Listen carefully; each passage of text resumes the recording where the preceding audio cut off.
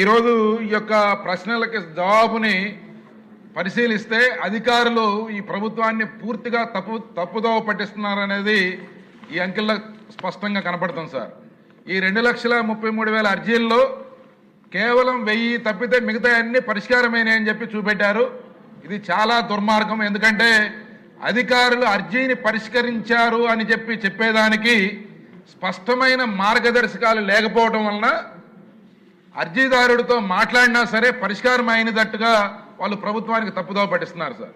ఇది పూర్తిగా అధికారుల యొక్క ఆలోచనలో మార్పు రాకపోతే ఈ సమస్య ఎన్ని మార్గదర్శకాలు చేసినా కూడా సరిపోదు సార్. ఉదాహరణకి మా నియోజకవర్గంలో 839 సమస్యలని పరిష్కారం చేశారని చెప్పి ఈ రిపోర్ట్లో ఇచ్చారు.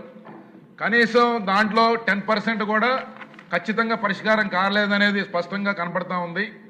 అలాగే గౌరవ మంత్రి గారు దాదాపు మా నియోజకవర్గంలోని ఈనాం సెటిల్మెంట్ ల్యాండ్ 4 విలేజెస్లో దాదాపు 5,000 మంది రైతుల యొక్క భూములు అరెకరం, పావెకరం, 10 సెంట్లు, 20 సెంట్లు ఉండే రైతులు కనీసం ఆయన 50 సార్లు మాట్లాడి ఉంటారు అధికారులతో.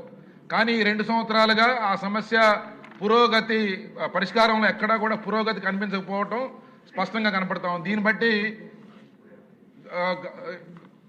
స్పీకర్ గారి ద్వారా నేను ఈ మంత్రి గారికి రిక్వెస్ట్ చేస్తా ఉన్నా, దీని మీద ఒక స్పష్టత, ఒక ఫిర్యాదుల పరిష్కారంలో కానీ లేకపోతే అర్జీల పరిష్కారంలో కానీ ఒక స్పష్టమైన విధానం కనుక ప్రవేశపెట్టకపోతే ఏదో ఒక సమాధానం ఇచ్చి అధికారులు తప్పించుకునే అవకాశం ఉంది.